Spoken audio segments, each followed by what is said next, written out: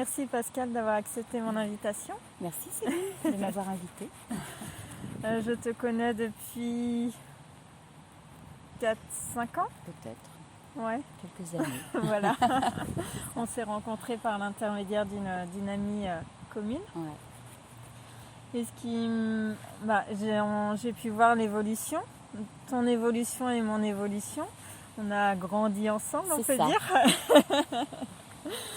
Et ce qui me plaît chez toi, c'est vraiment ce côté où tu incarnes ce que tu dis. En fait, tu es vraiment dans cet alignement. Mais oui, Pascal, c'est ce que je perçois de toi. Vraiment dans cet alignement de voilà, la pensée, le cœur et l'action. En tout cas, je m'efforce de le vivre du mieux que je peux. D'accord. Voilà, c'est surtout ça. Je ne sais pas si c'est tout à fait juste, mais ouais, je m'efforce de le vivre. Et qu'est-ce qui, dans ton parcours, d'où tu viens, et qu'est-ce qui fait qu'aujourd'hui tu en es là? Waouh. Dans mon parcours, j'ai vécu une enfance à la campagne, voilà, assez classique. Une adolescence aussi, plutôt sympa. Après, j'ai eu une petite trentaine d'années de vie commune avec mon conjoint, avec 2 enfants, avec une vie assez conventionnelle. Et puis, il y a eu un moment où je ne me retrouvais pas. Voilà, je ne me sentais pas moi, plus moi. En clair, je ne savais plus qui j'étais. C'était pas un gros bouleversement, c'était pas un gros truc, mais ça a commencé comme ça. Et puis comme la vie nous envoie les messages et quand on ne les entend pas, elle nous les renvoie un petit peu plus fortement. Cette part de vie, qui était une jolie vie, s'est terminée par un burn-out. Voilà. D'accord. Donc il y a eu la vie privée de famille que j'ai quittée, puis en quelques mois la vie professionnelle, grâce à ce burn-out, et puis un gros changement de vie en fait. Ce burn-out a amené à un arrêt de travail. J'ai quitté le secteur dans lequel je travaillais auparavant, en sachant que je n'y reviendrai pas. Voilà. Et il y a eu une grosse descente aussi, parce que ça fait partie du jeu que j'ai joué. Une grosse descente, où là je ne savais plus du tout qui j'étais, je n'avais plus de repères, plus rien. Et puis là j'ai été super accompagnée. J'étais bien accompagnée, d'abord par 2 amis proches, et puis après j'ai fait des rencontres j'ai rencontré une thérapeute qui m'a beaucoup aidée pendant quelques mois.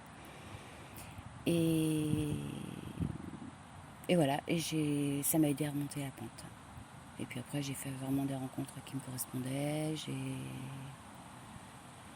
je me suis reconnectée à moi. Je ne savais pas trop où j'allais. D'accord. Je ne savais pas trop comment. J'ai beaucoup lu pendant cette période d'arrêt. Et des lectures très inspirantes qui m'ont vraiment aidée aussi. Et là, ça m'a vraiment aidée à me rencontrer, à me reconnecter à qui je suis, qui j'étais enfant, qui j'étais aussi peut-être pour une part adolescente. Il y a eu cette chute, voilà, cette remontée où je ne cherchais pas à me reconnecter à moi-même. Enfin, c'était comme une évidence, mais c'est pas une recherche. Et puis, au fil des lectures, au fil des rencontres que j'ai faites, au fil de toutes ces rencontres avec toi, Céline, avec plein d'autres personnes, pour certaines que je vois encore, pour d'autres non, parce que voilà, c'est aussi la vie est une succession de passages. Je me suis vraiment reconnectée à moi-même. C'est la 3e fois que je le dis. Alors comment tu as fait pour... en fait. Comment tu as fait Je ne pour sais te pas rencontrer? comment j'ai fait. J'ai suivi mon intuition. D'accord. Je crois que j'ai vraiment écouté de mieux en mieux ce qui se passait en moi, en passant par des phases diverses et variées. Et je pense que c'est en échangeant. Moi, c'est vraiment mon truc, c'est de parler. En fait, c'est de parler avec les gens. De parler de la vie, de ce qui se joue. Et puis, progressivement, j'ai pris conscience que... Alors, j'ai déjà fouillé dans mon passé pour savoir qui j'étais, pourquoi j'étais la personne... du moment, et puis progressivement j'ai arrêté de fouiller dans le passé parce que finalement je me suis rendu compte que ça m'a aidé à une époque, ça ne m'aide plus puisque je n'en ai plus besoin. Ça m'a amené en fait à prendre la responsabilité de qui je suis et de ce que je vis. Et prendre cette responsabilité, pour moi aujourd'hui, ça a été vraiment tout un cheminement, mais pour moi aujourd'hui, prendre cette responsabilité, c'est prendre ma part de responsabilité dans tout ce que je vis. Ce qui n'enlève pas la responsabilité des personnes avec qui je suis en interaction, bien évidemment. Mais c'est d'avoir conscience que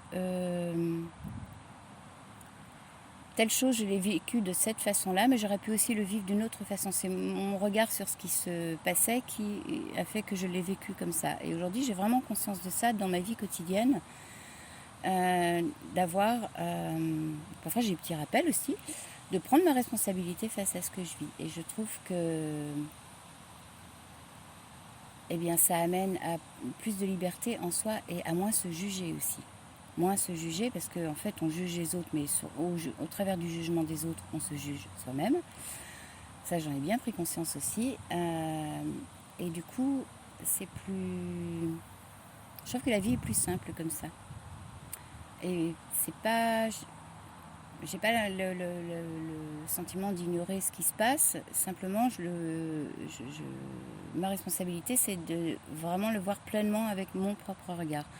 Ce qui ne m'empêche pas, dans les interactions, de pouvoir avoir le regard de l'autre aussi, ce qui est intéressant et ce qui est enrichissant, mais c'est d'avoir cette responsabilité de la façon de laquelle je reçois ce qui est émis de l'extérieur. Voilà. Et pour moi, aujourd'hui, ça part vraiment, tout ce que l'on vit part de l'intérieur, avec le regard qu'on pose sur ce qui se passe là. D'accord.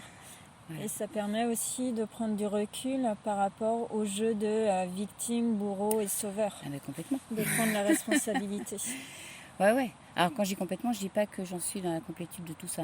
J'ai encore des années à vivre et aussi plein de choses à découvrir. Et tant mieux, c'est le jeu de la vie et ça me va bien comme ça. Ouais. Déjà, prendre sa responsabilité, c'est sortir de cette victimisation dont on bénéficie un peu tous dans nos vies. Enfin, je pense en tout cas, pour la majorité. Et puis, moi, ça m'a aussi permis, il y a à peu près un an, de voir ma position de sauveuse, là, pas juste, que j'expérimentais depuis fort longtemps. Et puis, il y a eu un moment, un événement précis, et là, je me suis vraiment vue dans cette posture de sauveuse, et j'ai vraiment réalisé que, de mon point de vue, bien évidemment, c'est pas juste pour la personne que je cherche à sauver, parce qu'en fait, quand on cherche, pour moi, encore, si je cherche à sauver quelqu'un, c'est moi que je cherche à sauver au travers de cette personne. Et là, il y a un truc qui va pas, quoi. Ça passe pas bien dans la balance, ça a tendance à brinque-baller, et c'est pas juste du tout. Donc en fait, j'ai vraiment pris conscience et de cette posture de victime, de bourreau, oui, certainement plusieurs fois dans ma vie, je ne peux pas le nier, et de sauveur, qui est là une posture absolument pas juste. Je le vis bien depuis que je suis sortie de cette posture. Maintenant, c'est bien aussi pour moi j'ai eu aussi un retour, puisque cet événement s'est passé avec une personne précise, et du coup j'ai eu un retour de cette personne qui confirmait le fait que ce soit pas juste en fait, de se positionner comme ça. il suffit d'aller regarder. Oui, on a toutes les réponses en nous. On a toutes les réponses en nous. Voilà, même si elles ne nous apparaissent pas tout en bloc comme ça. Ou toujours évident. Ça vient. Ouais. Ça vient avec le temps. Ouais. Ouais. Et 2 fois, là, je t'ai entendu parler du jeu de l'univers ou le jeu de la vie plutôt. Ouais. Comment tu peux l'exprimer? La vie, elle nous offre plein de possibilités. Et on fait nos choix, sachant que on a plein de choix possibles, mais à l'arrivée, on arrivera à un endroit où notre âme a déjà fait son choix du début jusqu'à la fin de cette incarnation. Et le jeu de la vie, c'est ce que le personnage et l'être aussi, bien sûr, joue sur ce chemin. Après, moi, je me laisse porter aujourd'hui par la vie. Oui. Et quelquefois, j'ai des envies de programmer et de canaliser la vie là pour arriver à un endroit précis, mais je me rends compte aussi, depuis 55 ans, enfin à peine quand même, parce que peut-être je ne me rendais pas compte, mais c'est mon âge, je me rends compte que ça ne fonctionne pas en fait. Aujourd'hui, je me rends compte que ça contrôler en fait pas. les situations, les personnes, les événements. Voilà. Ce qui ne m'empêche pas d'avoir des élans de le faire encore et que voilà, et c'est ok aussi. Le jeu de la vie, c'est ça aussi, c'est d'accepter ce qui est dans l'instant. C'est pas d'arrêter de programmer, de vouloir avoir le contrôle sur ceci ou sur cela, même si ça fait partie de notre personnage humain et c'est ok là-dessus. Mais c'est de voir que ça fonctionne pas quoi. Donc si j'ai des envies avec un V majuscule, des élans, une envie, moi ça me projette, ça peut me projeter. Un élan, il va être spontané, c'est maintenant. J'ai cet élan, j'y vais ou j'y vais pas. D'ailleurs, je fais le choix, j'y vais pas. Et ça, pour moi, c'est le jeu de la vie. Et je peux bloquer ce jeu de la vie en essayant de contrôler ça, quoi. Voilà, en essayant d'avoir de programmer quelque chose, de vouloir, Et la vie, elle nous porte. Pour moi, elle nous porte. Et elle nous envoie tous les messages dont on a besoin. Maintenant, à nous de les capter. Mais ça, Parce que souvent, tu poses une intention. Ouais. Et l'univers, il répond à sa façon. Oui. Mais toi, tu fais le premier pas. Oui. Est-ce que tu as un exemple précis de ça? Est-ce que j'ai un exemple précis Ou si tu as envie de développer là ce que je viens de partager? Ouais. Je vais raconter une petite anecdote. À une époque pas très lointaine, j'avais repris une activité professionnelle et puis mais qui était ponctuelle, donc j'allais me diriger vers autre chose. Et en fait, je voulais travailler dans un jardin. Je savais quel jardin et ce poste était disponible et je le voulais vraiment. C'était parfaitement ce que je voulais à ce moment-là. Donc j'ai fait la demande officielle, comment on dit, écrite, enfin voilà, auprès des personnes administratives. Voilà. J'ai fait la demande et la réponse ne venait pas. Je veux dire, dans mon souvenir, ça a duré presque 4 mois. D'accord. Voilà. Et là, ça m'a amenée à ce moment-là à faire vraiment confiance en la vie. C'est-à-dire que j'avais posé une intention, c'était là où je voulais être. Je sentais en moi que c'était là où vraiment je pouvais épanouir une part de moi en fait en vivant ça, sachant que j'avais jamais travaillé dans un jardin avant. Et ça a mis peut-être 3 mois ou 4 mois, je sais pas. Enfin, ça a mis du temps en tout cas. Et pendant ce temps-là, j'avais en moi des réactions qui disaient mais bon, tu devrais les recontacter, c'est pas, enfin voilà, il faut que tu saches, etc. Et puis il y avait toujours une voix en moi qui disait non, fais confiance à la vie. Tu as posé ton intention, maintenant c'est en train de se jouer et fais confiance. Et ça m'a amené donc à faire confiance jour après jour pendant ce temps-là et aussi à ne pas contrôler ce qui allait se passer à l'arrivée. Voilà. Et à accepter que finalement ça pouvait être oui ou non. Et que oui, non, c'était égal. Et que si c'était pas ça, ce serait autre chose. Parce que finalement, J'ai cette confiance aujourd'hui que la vie me présente ce qui est juste pour moi. Ce que je ne vais pas traduire par ce qu'on appelle généralement ce qui est bon pour moi, parce que parfois c'est juste, mais sur le moment, ça fait mal. Voilà. Bon, pour l'histoire du jardin, pour la finir, j'ai eu ce poste au jardin. C'était super chouette. Et j'ai remercié la vie de m'avoir apporté tous ces enseignements pendant ces 3-4 mois là. Et j'ai été accompagnée aussi, parce que j'en ai parlé autour de moi. Et c'est aussi ça, c'est l'interaction avec les autres qui fait que j'ai pris de plus en plus... C'est pas confiance en moi, c'est confiance vraiment en la vie, quoi. J'ai comme développer cette confiance en la vie. Et waouh, c'est un cadeau immense. Pour moi, la confiance en soi et la confiance en la vie, c'est lié. Je pense que l'un sans l'autre ne peut pas fonctionner, non? C'est rigolo, je ne me suis jamais posé cette question. C'est marrant, moi j'ai encore séparé ça. Parce que ça aussi, la séparation, c'est un grand, un grand sujet. Un grand sujet de la vie. Ouais, j'avais séparé ça. Oui, merci Céline. ouais. Parce que par exemple, là, si je suis là aujourd'hui, c'est grâce à Céline, je te remercie. Parce que ça, c'est un exercice qu'il y a un an, je n'aurais pas fait.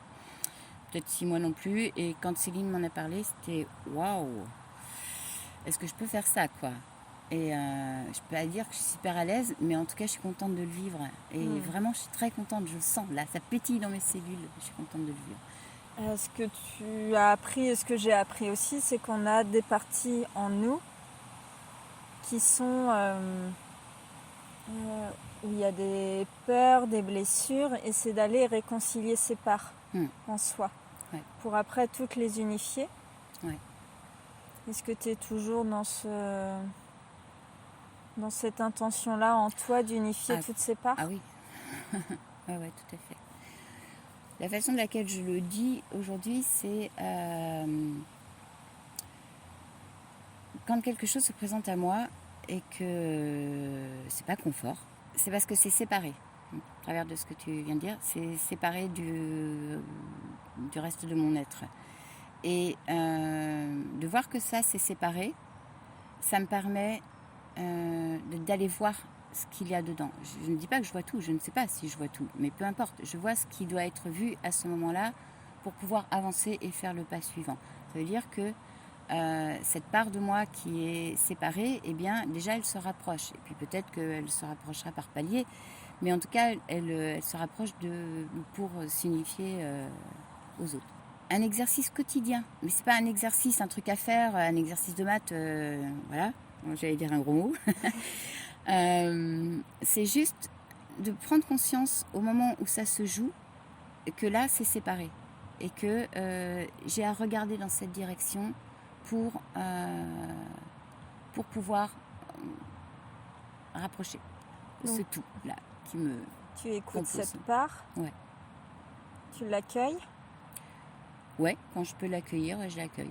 Enfin, je l'accueille en fait, quelle qu'en soit la façon. Quelquefois, je l'accueille, c'est ok. Et parfois, sur le moment, c'est pas ok. D'accord. C'est pas ok. Ça peut me mettre en colère, ça peut me mettre vraiment mal, dans une tristesse, des pleurs, etc. Et la vie m'a vraiment appris à accueillir ça. à accueillir ça pour tel que c'est. C'est vraiment ça. C'est tel que c'est. Voilà. À ne pas me reséparer de nouveau ou nier.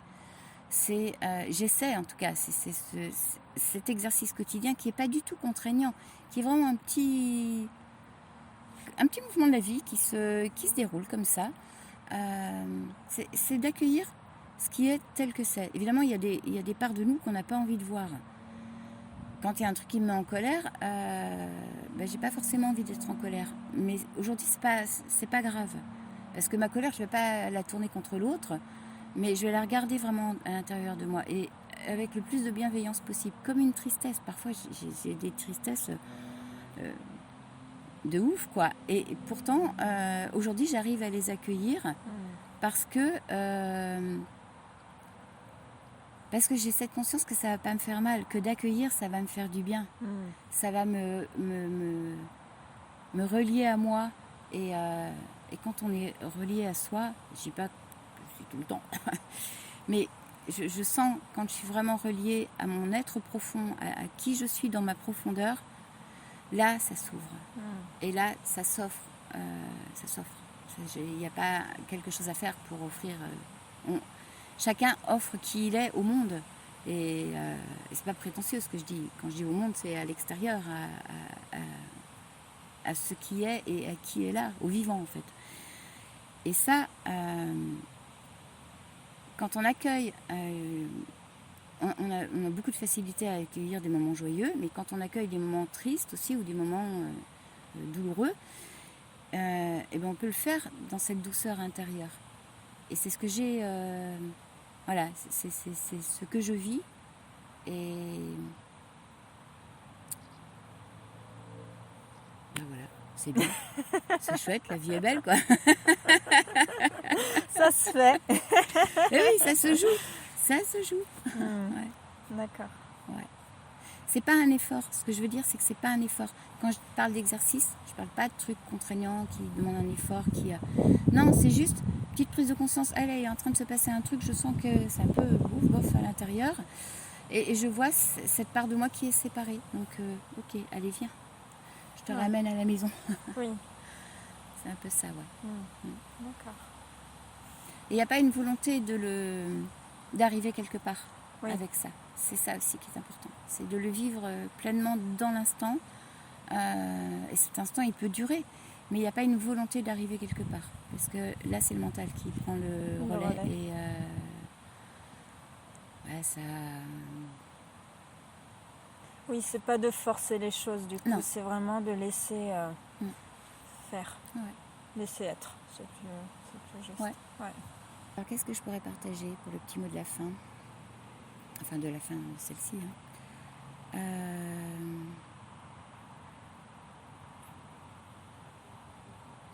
Écoutez ce qui se passe en vous, quoi. Je crois qu'on a à écouter ce qui se passe là et accueillir toutes ces parts qui nous parlent à l'intérieur et les accueillir avec bienveillance. Parce que ça, c'est plus serein, plus paisible. Ça permet d'accueillir les moments aussi les moments plus compliqués avec bienveillance pour soi. Quand on a de la bienveillance pour soi, elle peut s'offrir au vivant. Et accueillir la vie aussi. Voilà. Ouais. Merci Céline. Merci Pascal, merci. Tu es une amie chère à mon cœur. Et aussi une amie chère à mon cœur. Merci beaucoup.